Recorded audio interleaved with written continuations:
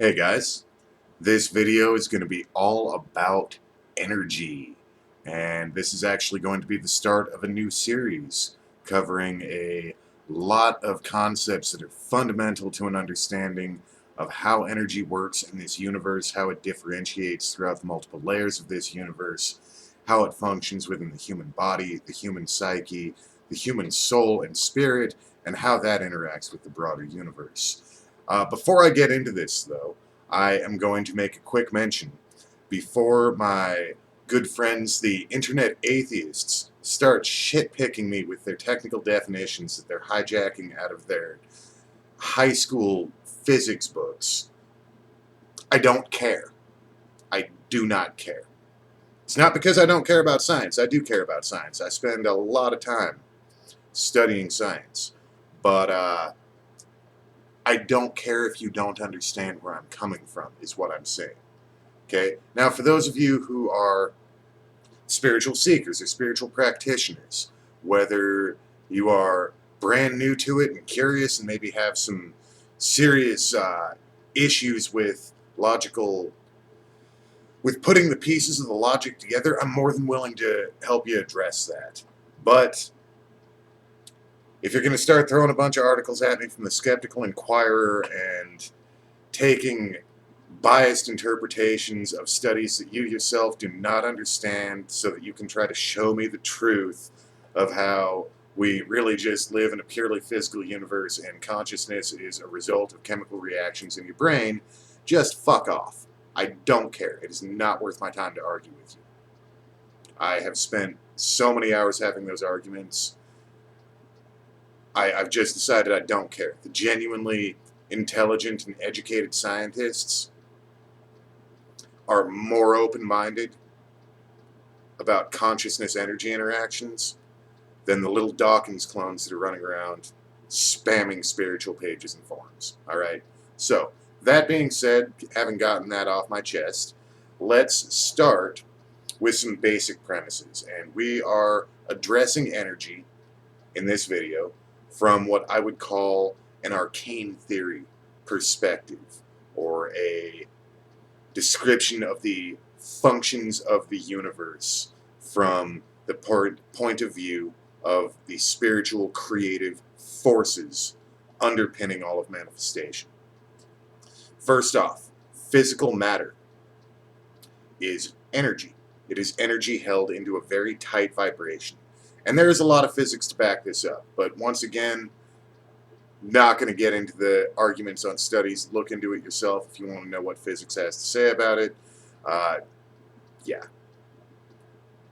Alright, but generally speaking, physical matter, energy held into a very tiny point of vibration, light that's vibrating in a tiny fixed point in space-time, only moved when other energy forces it to move, but maintaining its minuscule, super microscopic range of vibration and its own center of gravity. And in your physical flesh, there's more empty space than there is matter. There's more empty space than there is anything that you are visibly perceiving, touch perceiving. The physical universe itself is mainly empty space and energy. And our physical flesh, the physical objects of our environment, are little bits of energy that are localized that then bounce the light back and bounce other forms of energy back within our nervous system to give us this illusion of solidity. It's all light, though. And getting this fundamental understanding into your mind is a critical factor in awakening your psychic perceptions, because as long as you're caught up in the illusion that dense matter is the fundamental structure, the most important part of reality, you're blocking off the majority of your perceptual abilities. You're putting your mind into a really narrow box. When you start viewing matter as just one more type of energy, you start opening the doors of your mind. Okay? Now, there's a lot of information out there about the electromagnetic spectrum, and a lot of people trying to use an understanding of bioelectromagnetism to explain things like the aura.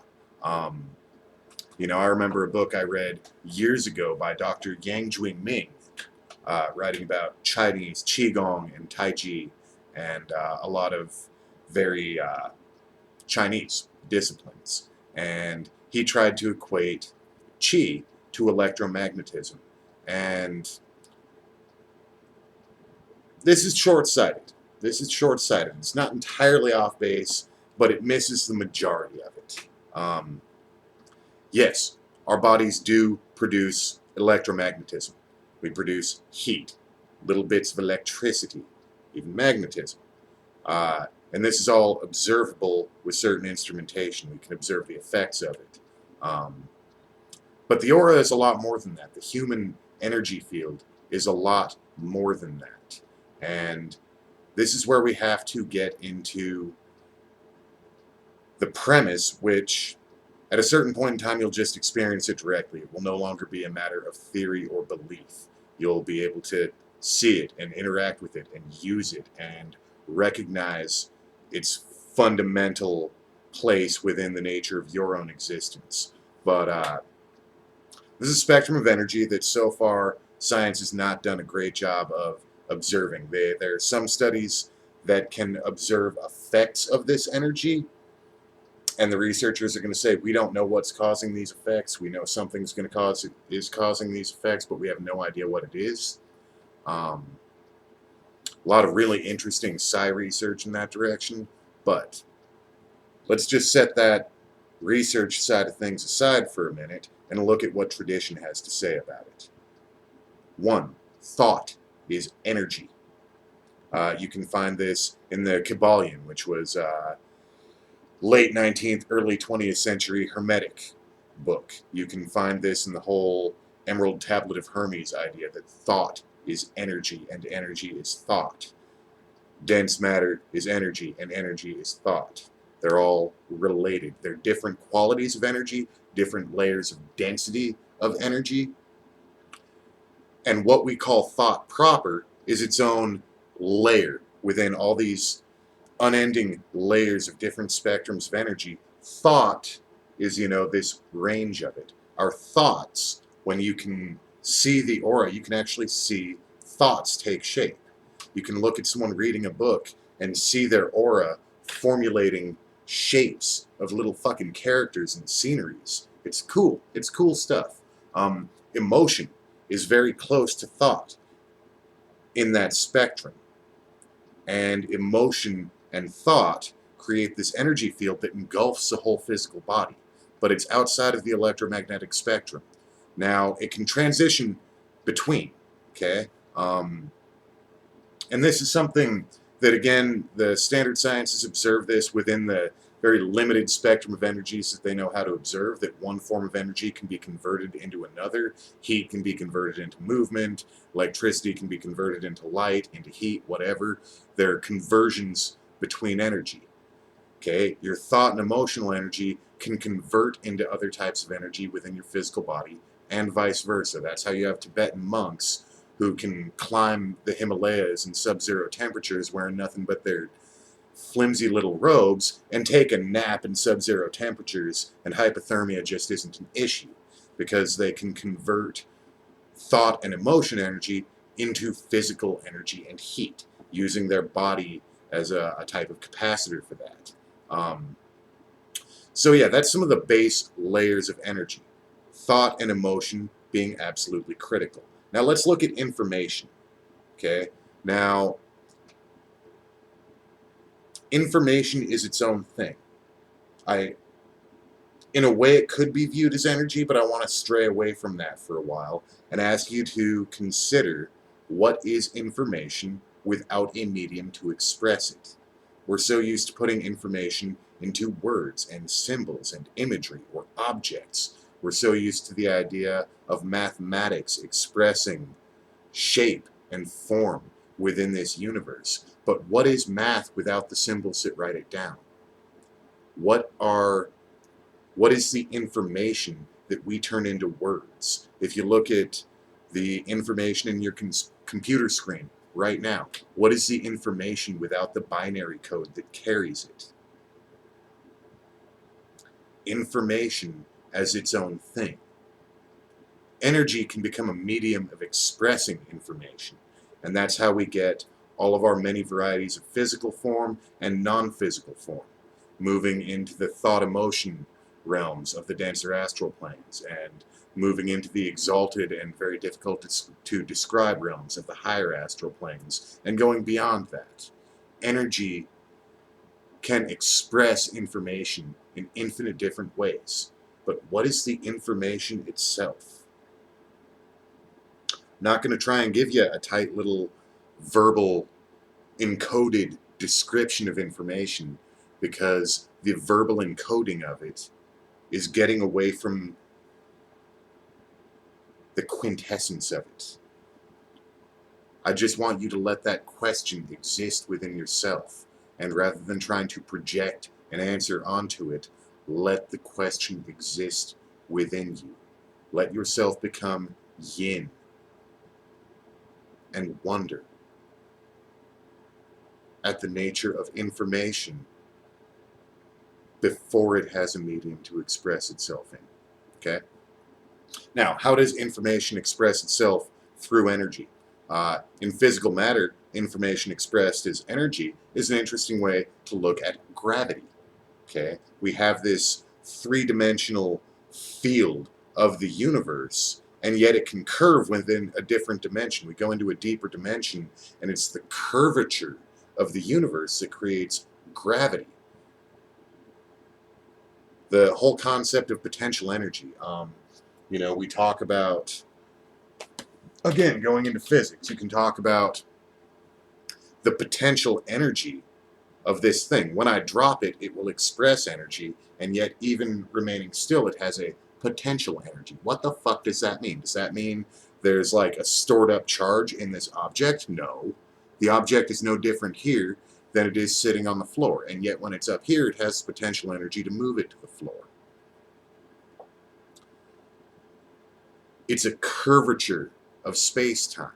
It's information expressing itself in deeper dimension to create a potential for action.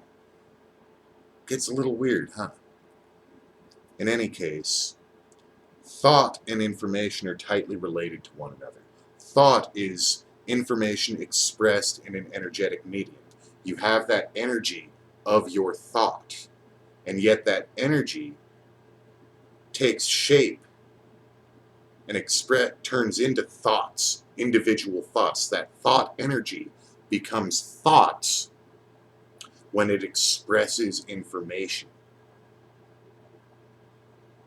So what information do your thoughts express? Information creates energy. Information holds energy into tiny little localized bits that become matter. Information formulates energy into individuated thoughts.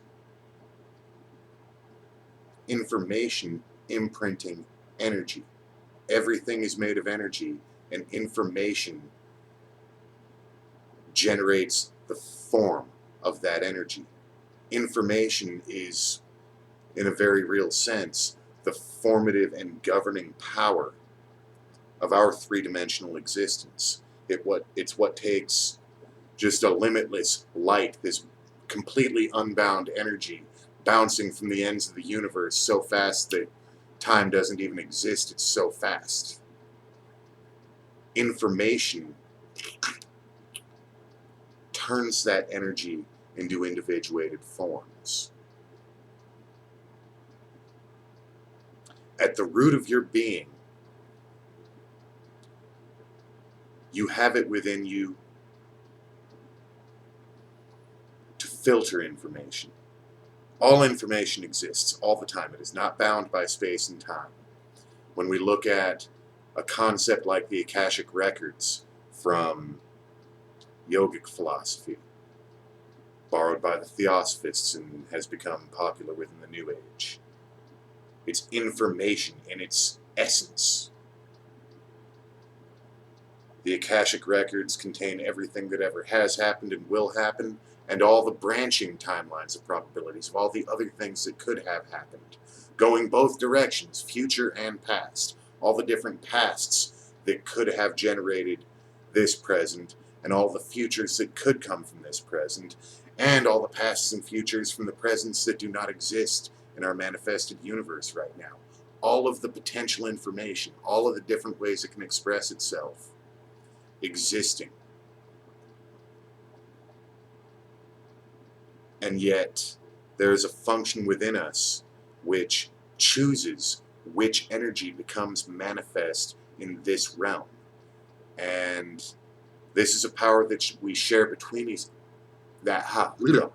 is a power we share between each other communally. And this is a power that we have within ourselves as individuals to select which information is expressed in the energy of our minds, of our emotions, of our bodies, of our surroundings. This co-creation is drawing from a universal well of energy, from a universal well of information. More importantly, we select which information gets manifested as energy. And our thoughts are part of, they're like a dense reflection of it. You have to get to a more central element of the self, a more essential element of the self to truly be interacting directly with information in its original form. But a couple layers denser than that, a few layers denser than that, we have our thoughts, and there's this reciprocation between thought and energy, between thought and information. So when our thoughts are expressing a discordant information, there's a reciprocation there.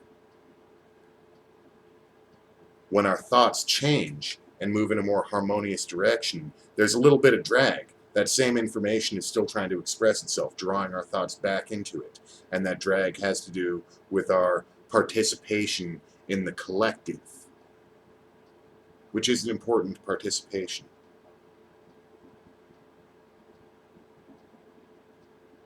A lot of magic, I would say all of it, relates in some way, shape, or form to changing which information is expressed in the energies of this universe.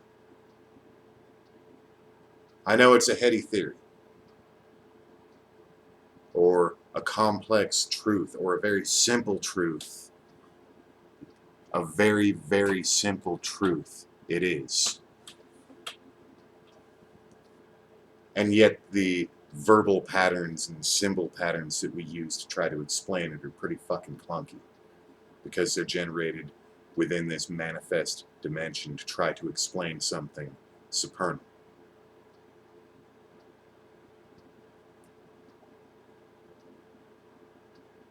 There are going to be a lot more videos coming out talking about energy. Most of them are going to bring it back to a more conceptually palatable realm. But come back to this video from time to time. Let yourself absorb the information that I'm putting out here for you, and draw yourself into harmony with an expression of information that will transform not only your material reality, but your perceptual reality. With that, my friends, blessed be, hail, and farewell.